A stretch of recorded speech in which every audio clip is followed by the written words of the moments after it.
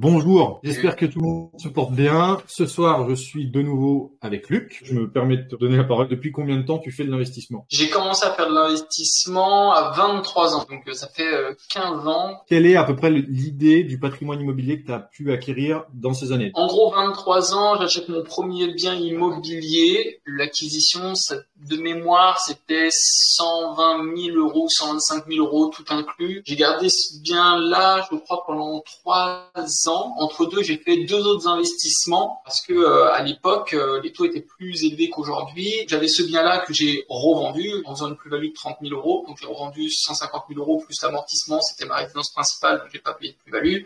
J'ai racheté plus grande propriété. J'ai racheté de nouveau 2 autres biens. Voilà.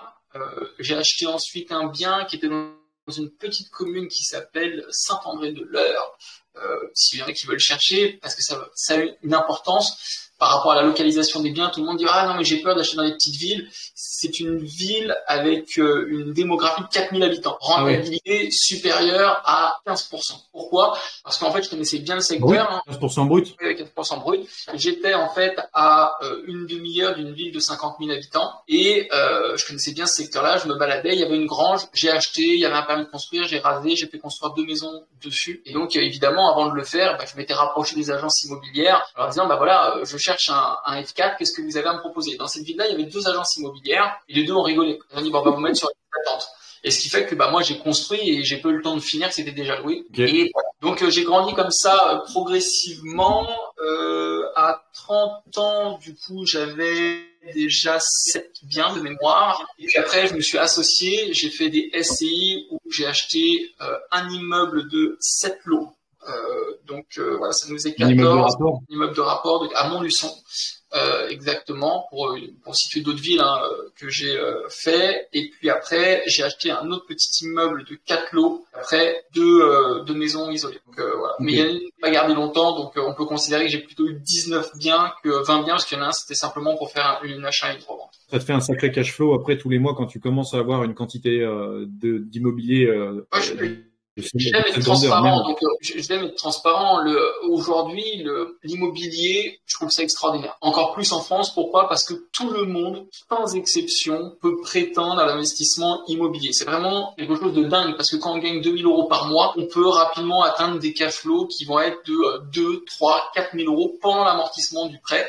Et arriver à la retraite ou en réalisant des arbitrages, et bien avoir un confort de vie qu'on n'aurait jamais eu sans cet investissement-là. Quand on est salarié, voilà. Mais en tout cas, voilà, c'est, je le redis, l'immobilier exceptionnel, surtout en France. J'ai des personnes dans ma famille qui sont directeurs de banque. Il y a actuellement une hausse des taux d'intérêt. Est-ce que ça reste quand même assez intéressant d'emprunter? Il faut remettre dans la perspective plusieurs éléments. Quand on achète pour sa résidence principale, ça fait pas plaisir d'avoir un taux qui est haut parce que les intérêts on les paye et c'est finalement de l'argent perdu qu'on donne à la banque. Quand on fait un investissement locatif, les intérêts sont déductibles de notre revenu, du revenu foncier. Oui, ça, les gens l'oublient.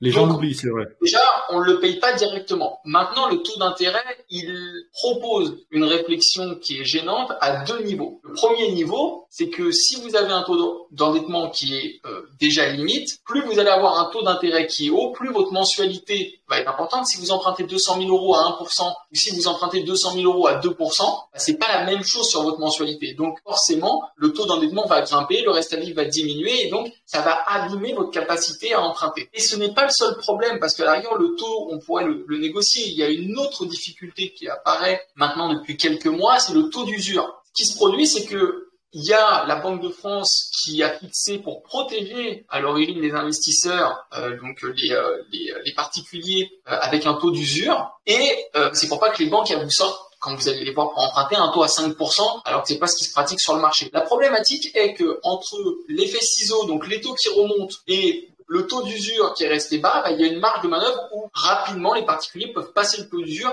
et les banques disent « Désolé, c'est pas nous, c'est le taux d'usure, on ne peut pas vous prêter ». Donc il y a la communication où on vous dit « Attention, les taux sont hauts ». Alors qu'aujourd'hui, on est dans des taux à 2%. Moi, je vais vous dire, quand j'ai commencé à emprunter mon premier bien, le taux, c'était 4,35. Je m'en rappelle encore. Donc, ça pose aucun problème. Le seul problème, c'est par rapport au taux d'endettement, puisque le taux, s'il est élevé, ça va majorer l'échéance, et par rapport au taux d'usure. Le taux d'usure, il est en référence avec le taux annuel effectif global. Voilà. Et le taux annuel effectif global, il est composé de plusieurs choses. Pas uniquement du taux nominal. Il est composé des frais de dossier, il est composé des frais de garantie, il est composé de l'assurance, il est composé du taux nominal, et ça veut dire que vous pouvez négocier avec la banque. Quand la banque vous dit non, je peux pas vous prêter à cause du taux d'usure, la réponse est très bien. Comment pouvons-nous faire pour collaborer ensemble en appliquant une baisse sur ces indicateurs-là, notamment sur l'assurance. L'assurance, il y a plein de possibilités, encore plus avec la loi Lemoine qui vient de sortir, qui est appliquée depuis juin 2022 et qui va être appliquée pour les anciens contrats en septembre 2022, où vous pouvez faire des délégations d'assurance ou faire une assurance, je ne veux pas rentrer trop dans la technique, mais soit sur le capital emprunté. Donc imaginez quand vous empruntez, vous utilisez une assurance, cette assurance-là pour vous couvrir pour le prêt, soit elle est calculée sur le capital que vous avez emprunté, on va prendre dans l'exemple 200 000 euros, donc votre assurance, ça sera linéaire tout le temps, elle sera calculée sur les 200 000 euros. Vous pouvez demander à la banque, par exemple, de vous faire une proposition d'assurance qui sera calculée sur un capital restant dû. C'est-à-dire que chaque mois, vous allez amortir du capital et donc le coût de votre assurance va baisser. Juste ça, ça pourrait vous permettre d'obtenir votre prêt malgré le taux d'usure. C'est bien, tu m'as coupé la patte parce que j'avais une question, c'était par rapport au montage bancaire possible. Mais finalement, tu as répondu indirectement. Il y en a plein des montages. Ouais, en fait, les montages bancaires, en fait, la plupart des gens posent la question, mais encore une fois, les montages bancaires, ça dépend, de plein de choses. Votre situation personnelle, de votre situation fiscale, de votre situation de résidence, tellement de paramètres qui sont... Je peux donner deux exemples, par exemple, pour répondre à ça. Souvent, les personnes, elles disent, je ne peux pas emprunter, j'ai un taux d'endettement qui est trop haut. C'est-à-dire, qui constitue le taux d'endettement? Les revenus, ressources, et les charges. Dans les charges, qu'y a-t-il? Les impôts, il y a les crédits à la consommation, et puis il y a potentiellement les loyers ou la future charge. Quand on a un crédit à la consommation, souvent on se dit mince, comme j'ai le crédit à la consommation, je ne peux pas emprunter. Parce que par exemple, si j'ai un crédit à la consommation de 200 euros par mois, forcément ça va ankyloser mon taux d'endettement. Or, avec un montage qui est simple, on peut tout à fait faire un différé d'amortissement. Et si on a encore 3 ans à rembourser sur le crédit à la consommation, dans le montage du prêt immobilier, on va dire, dans les 3 premières années, on va faire une petite échéance sur le prêt immobilier, de manière à ce que quand ça se cumule par rapport au prêt à la consommation, mon taux d'endettement est équilibré. Et après ces 3 ans-là, quand le prêt à la consommation sera totalement remboursé, je pourrai reprendre une échéance qui est un peu plus grosse. Et ça permet d'emprunter tout de suite et d'investir. Et donc ça, c'est une stratégie de montage qu'on appelle lissage. Une autre stratégie qu'on appelle le prêt gigogne consiste à mixer 2 prêts. Imaginez, vous avez un prêt sur 25 ans, de 300 000 euros. C'est la plupart du temps ce que les banques vous vont proposer. Ou alors, il y a une autre stratégie. Nous, on a un outil que les membres ils utilisent pour ça, qui est très simple. Vous allez dire, sur 25 ans, au lieu d'emprunter les 300 000 euros, je vais emprunter par exemple 150 000 euros. Et sur 12 ans, je vais emprunter également 150 000 euros. Donc, ça sera toujours 300 000 euros qui ont été empruntés. Et avec un jeu de modulation, de lissage, de nivellement, on va réussir à gagner en fonction du montant et des garanties entre 3 et 10 000 euros. Sur le montage du prêt. Ça ne change rien aux garanties, ça ne change rien. Voilà. De toute manière, pour faire simple, une personne qui est accompagnée sur le financement par des personnes qui sont compétentes, même si elle est nulle, la situation de la personne, elle va gagner entre 5 et 30 000 euros facilement. Quand je vous dis facilement, c'est facile. Imaginez que même vous fassiez un investissement tous les ans de 200 000 euros. Tous les ans. En 5 ans, vous avez fait 1 million d'euros avec le cash flow qui est associé. Donc, quand vous avez des rentabilités qui vont être entre 7 et 10 points, vous faites le calcul, vous vous retrouvez avec un cash flow pendant la vie du prêt, d'accord, qui est déjà de plusieurs milliers d'euros. Et je parle en exploitation classique, location nue, location meublée, la colocation. Je parle même pas de la location courte durée. Il y a, en fait, par rapport à ça, c'est même hyper intéressant parce que sur tout le parcours que tu as, comme moi sur le côté crypto et côté entrepreneuriat et tout ça, tu as certainement dû bâtir des relations avec des banques et des partenaires. Aujourd'hui, est-ce que tu as une place privilégiée? J'imagine que oui, mais je veux dire, de l'entendre et de savoir quelles sont les choses derrière qui peuvent être négociées, c'est toujours intéressant. Mais quelle est la finalité et qu'est-ce que tu arrives à obtenir pour des personnes avec qui tu bosses et avec les partenaires que tu as déjà? Est-ce qu'il y a des avantages supplémentaires, par exemple, je sais pas moi, par exemple, on vient de signer un partenariat et La plupart des personnes ici vont la prendre en même temps, mais avec une très grosse boîte. Il y a récemment eu un partenariat aussi avec Ledger et ils vont la prendre bien plus tard. Et ben, ça va leur donner accès à 20% de moins sur les prix et autres. Et toi, par exemple, est-ce que tu as ce genre de choses aussi? Alors, ça fonctionne pas comme ça. C'est donc que les personnes, nous, dans les échanges qu'on a, ils vont glaner de l'information en direct. C'est-à-dire que, par exemple, sur les tendances, moi, je sais exactement parce que j'ai gardé des contacts partout en France avec des banques et évidemment, je sais qu'est-ce qui se pratique en interne. Donc, les banques, en fait, elles me disent tout de suite qu'ils passent 2 coups de téléphone, je suis au courant instantanément. La deuxième chose, c'est que les membres entre eux, évidemment, et ça, c'est instauré comme sur la communauté que tu représentes, c'est que quand il y a une banque, par exemple, qui est en Rhône-Alpes, qui comprend la dynamique, la thématique du financement et qu'elle a un investisseur qui vient de chez nous, de chez Polygone Formation. Bien évidemment, elle se dit « Oh waouh, le profil est exceptionnel, vous avez tout compris, on a envie de bosser avec des gens comme nous. » Ok, moi j'ai des profils à vous présenter. Donc en fait, la communauté se met en relation et fait bénéficier évidemment de ces contacts-là. Donc c'est sûr que ça, c'est un vrai avantage. Mais encore une fois, c'est pas magique. Pourquoi? Parce que d'une banque à une autre, déjà, on fait pas de courtage dans l'activité. On pourrait, hein, mais c'est pas le lieu en fait, c'est pas notre activité. Ça, on a le cabinet de gestion de patrimoine qui le fait. L'idée, c'est de rendre les personnes autonomes. Je veux pas faire de philosophie, mais c'était Socrate qui disait ça. Il disait moi, je veux rien écrire parce que je veux pas que les gens ils aient un deuxième cerveau côté sur la lecture et qu'ils aient plus besoin de penser, juste qu'ils appliquent bêtement. Et c'est Platon. Après lui, Platon, il a écrit ce que Socrate disait, mais l'idée, c'est de se dire non, on met de l'information à disposition et après, au travers l'accompagnement, parce que c'est ça qui fait la différence, c'est que chaque personne a une situation très spécifique. Aucune situation n'est parfaite. Il y a des personnes qui me disent ah mais je commence le bébé, ah mais non je suis trop vieux, ah je suis trop jeune, ah j'ai pas d'épargne. Rassurez-vous, c'est très rare que je vois une situation parfaite. Personne a un caillou, ils acquièrent de la connaissance et après c'est l'accompagnement qui fait la différence. C'est l'expertise qui dit non, dans telle situation, voilà qu'est-ce qu'il faut faire. Je rebondis là-dessus parce que je sais qu'il y a pas mal de personnes des fois qui se posaient la question. J'imagine que pour toi c'est aussi la même chose, mais nous, enfin il y a un accompagnement qui est en one-to-one avec moi sur 3 mois, entre 10 à 15 000. Après je sais pas, ça dépend en fonction de l'accompagnement par exemple de 10 à 15 000 euros. Francs, pardon, il n'est pas fait pour rien. C'est parce que, étant donné qu'on a une notion d'hyper-personnalisation par rapport à la personne qu'on a en face, que c'est aussi mettre le dirigeant d'une entreprise à disposition d'une autre personne pour transmettre des informations qui sont quali, un réseau qui est à disposition, plus tout ce que ça va se générer derrière.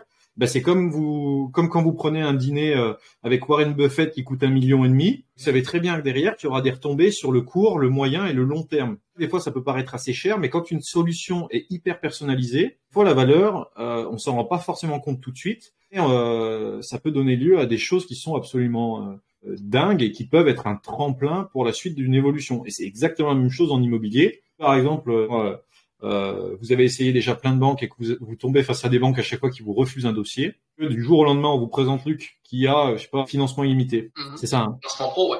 Mais en gros, pour rebondir sur ce que tu dis, nous, on a des retours d'expérience qui sont juste magiques. Ouais, j'ai vu sur ton espace membre. Même sur le groupe Facebook, par exemple, il y avait quelqu'un qui disait, il y a 2 semaines, je suis parti dans ma banque, j'ai eu un refus, j'ai acheté la formation, j'ai fait la formation, je suis retourné, j'ai eu un accord. Ça, dans ta banque, dans la banque de la personne. Dans la même banque. Ce qu'il faut comprendre, c'est que c'est encore une fois, c'est pas magique. En fait, c'est qu'il y a des notions qui sont transmises, qu'on n'apprend pas dans la formation. Maintenant, la formation, elle est plus vendue isolément parce qu'on ne veut pas laisser les personnes seules. Donc, elle est intégrée dans un accompagnement global où il n'y a pas que la formation qui porte sur le financement. Ouais, on s'oriente vers ça aussi. À l'époque, quand la formation elle était vendue seule, on avait une garantie qui était folle. Personne, en fait, pouvait nous concurrencer sur le marché. Ah oui. Écoutez bien, c'est énorme. Vous obtenez alors en fait, c'était une garantie de 6 mois. Pourquoi 6 mois? Parce que normalement, vous avez 3 mois pour trouver un bien dans un secteur qui vous plaît et après 3 mois quand vous signez un compromis classique. Et la garantie, c'était à partir du moment où vous avez acheté la formation, vous avez 6 mois pour obtenir un financement. Si vous n'avez pas obtenu le financement, donc il y avait des preuves, il fallait nous dire que vous aviez fait des démarches, regardez votre dossier, et ainsi de suite. Si vous n'obteniez pas le financement, malgré le fait d'avoir suivi la formation, on vous remboursait. Je vous le dis, il y a eu 0 remboursement. En fait, c'est simple. C'est que si on applique la méthode, si on comprend la méthode et qu'on applique la méthode, on obtient son financement. Et c'est aussi simple que ça. Donc maintenant c'est plus comme ça, mais c'est forcément qu'il y a des personnes qui ont eu des changements qui étaient juste considérables. Je me rappelle, il y a une personne, elle avait emprunté, elle avait que des revenus immobiliers. Elle avait 4 000 euros de revenus immobiliers et elle voulait lever 500 000 euros. Donc elle était déjà endettée, c'est ça? Déjà, elle était déjà endettée, mais elle avait que des revenus immobiliers de 4 000 euros. Et souvent, les banques, elles disaient, ah, mais vous avez des revenus qui sont supérieurs, revenus issus de votre activité immobilière, qui sont supérieurs à vos revenus professionnels. Lui, il n'avait pas du tout de revenus professionnels. Et il a emprunté dans une banque privée qui n'a pas la tienne. Bien sûr, je l'ai accompagné, je l'ai aidé dans le cadre du montage, il avait de l'épargne de côté, il y a eu un nantissement, il y a eu des choses qui ont été faites. Mais jamais il a obtenu son financement sans ça. Et c'est ça, en fait, qui est passionnant et qu'il faut remettre en perspective et qui est challengeant, c'est qu'il y a des personnes qui arrivent avec des difficultés, et c'est pour ça qu'aujourd'hui on remet de l'accompagnement, qui arrivent avec une difficulté qui, si elles étaient seules face à une formation, c'est bien, elles ont de l'information, elles sont formées, mais maintenant comment je fais pour l'appliquer à ma situation spécifique? Ouais, et c'est ça la grosse différence. Je fais un aparté et je reviens ensuite sur quelque chose, mais là, en ce moment, chez nous, on s'en est aperçu, c'est que les gens achètent les formations. Il y a quand même 70 à 80% de complétion, c'est-à-dire qu'ils finissent les formations, ce qui est un peu normal parce que les formations font entre 1h30 et 2 heures, sauf les très gros pavés. On s'est aperçu que, par contre, les gens finissent les formations, mais il y a 20-30% de passage à l'action. Tu me diras, c'est déjà mieux que la moyenne des gens qui achètent des formations, parce que des fois, il y a 200 heures de formation sur des trucs, mais c'est pas tout le monde qui finit. Et en fait, on est en train de regarder, et ça devrait être annoncé prochainement, des systèmes d'accompagnement. Alors, c'est bien plus cher que ce qui se fait traditionnellement, mais là, par contre, il y a des groupes d'accompagnement avec plusieurs niveaux de prix et tout ça. Et vous avez ça un peu en avant-première sur le live. Voilà. Et je pense que du coup, sur ça, c'est clairement le combo gagnant que t'as tout à fait compris de toute façon, parce que quand tu accompagnes quelqu'un vers vers sa propre réalisation avec une situation personnelle, forcément le mec il peut te dire que super, j'ai ce qu'il me faut, tu vois. Donc bon, tu parlais de Polygone formation. Alors je sais qu'il y a certaines personnes qui ont posé la question de quoi il s'agit. Moi je sais, mais je pense que tu peux peut-être nous partager ce que c'est, de quoi il s'agit. Je vais juste à la cuisine vérifier parce que ça sent le cramer. Mais je t'écoute. Vas-y, je t'en prie, comme ça je peux expliquer à la communauté. Polygone Formation, c'est un nouvel environnement, c'est le premier environnement en France tout en un qui a été créé pour et dédié aux investisseurs. Aujourd'hui, ce Polygone Formation, c'est l'association de Julien Loboda et de moi-même. Et en fait, on avait fait un constat dont on est en train de parler, c'est on a créé beaucoup de formations qualitatives. Moi, j'ai une formation référence sur la société civile immobilière où dedans, j'ai des néophytes, des débutants, des avocats, des notaires, des experts comptables, parce que la formation elle est progressive. J'ai énormément de personnes qui étaient dans le cadre de financement pro. Julien aussi avait des personnes de son côté. Les personnes passent à l'action, mais très souvent elles nous demandaient, j'aurais aimé avoir davantage d'accompagnement en individuel, davantage d'accompagnement en groupe, davantage de solutions, même si elles réussissaient. Et en fait, à force de collecter ces informations-là, j'ai appelé Julien et je lui ai dit, écoute, moi je te propose qu'on s'associe et qu'on crée le premier environnement tout en un pour les investisseurs. Et l'idée, ça va être que quand une personne rentre dans Polygone Formation, elle n'est plus jamais besoin de repartir quelque part chercher une information. Dans Polygone Formation, on vous met en relation avec nos professionnels, bien sûr, mais pas que. On a notre cabinet de gestion de patrimoine, on a nos chasseurs de biens immobiliers. C'est qu'en gros, demain, vous nous dites, je cherche un bien immobilier avec telle rentabilité ou dans telle région, eh bien on vous le trouve, on réalise des travaux pour vous pour que vous puissiez faire du déficit foncier, on vous met des locataires dedans pour correspondre à la promesse qui avait été faite initialement. Et donc tout ça c'est Polygone Formation. Et il y a quelque chose dans Polygone Formation qui est au-delà du système en lui-même, qui est un environnement tout en un qui n'a jamais été vu. Il y a un outil qui sort. Il y a un outil qui sort qui est rattaché à Polygone Formation qui s'appelle Goodlease. C'est le premier outil qui va permettre de faire de la location de manière complètement sécurisée. Aujourd'hui, il y a des propriétaires qui ont peur de louer leur bien parce qu'ils ont peur de ne pas être payés. Ils ont peur que le bien soit dégradé. Et donc, ça les conduit à être très prudents et parfois avoir beaucoup de vacances locatives. Et puis, de l'autre côté, on a des locataires qui sont finalement pénalisés parce qu'ils n'ont pas peut-être de garant, ils n'ont peut-être pas de caution, ils n'ont peut-être pas les loyers qui, sur le papier, vont leur permettre de payer. Et pour autant, c'est des personnes qui sont extrêmement honnêtes et qui ont toujours été à jour de leur loyer, qui n'ont jamais dégradé le bien. Et un Goodlease permet, au travers un historique, de tracer l'historique. Ça veut dire que demain, un locataire viendra voir un bailleur et pourra lui dire, écoutez, peut-être que moi, j'ai pas toutes les cautions, mais regardez, j'ai une preuve. Cette preuve-là, c'est mon relevé d'identité locatif. Eh bien, ça atteste que sur les dernières locations que j'ai eues, j'ai jamais eu aucun problème. Voilà. Donc ça, vous voyez, c'est le genre d'innovation qui n'existe nulle part ailleurs et qui va permettre évidemment aux personnes d'avoir un nouveau rapport au marché locatif. Voilà. C'est bien parce que, en fait, c'est des outils concrets. Souvent, les personnes disent, oui, mais vous gagnez de l'argent, vous vendez des accompagnements, des formations. Oui, oui, moi j'ai aucun problème avec ça. Hein. Oui, oui, je gagne de l'argent. Oui aussi, je vous le dis, hein, c'est clairement pas ce qui me rapporte le plus d'argent dans mes activités. Souvent on dit ah ouais, mais si ça marchait tellement, en fait, pourquoi tu vends des formations? Moi c'est le plaisir. Ouais, tout le temps. Cette question, elle me flingue à chaque fois et les gens ne comprennent pas pourquoi. Et ça me flingue, hein. Ça me flingue vraiment. Ouais, donc aujourd'hui, je vous le dis, la formation, d'ailleurs aujourd'hui on lance Polygone Formation. Aujourd'hui Polygone Formation, ça rapporte 0. Hein. Ah oui, c'est le lancement. Donc je vous le dis, aujourd'hui c'est pas du tout la thématique. Ça rapporte de l'argent à terme. C'est sûr, moi je l'ai déjà fait, j'ai déjà vendu des formations, j'ai déjà fait des centaines de milliers d'euros avec les formations. J'ai aucune difficulté à communiquer sur ça, je l'assume parfaitement. Je rebondis parce que je sais qu'on a dépassé 21 heures et je veux pas te prendre plus de temps que ça. Est-ce que tu veux tirer un peu plus longtemps pour répondre aux questions ou est-ce que tu veux qu'on finisse? S'il y a des questions, récompensons ceux qui sont restés, qui ont la patience de nous écouter. Je réponds à les questions. Napoléon qui demande, donc Napoléon, grand homme. Merci Luc pour cette heure et quart.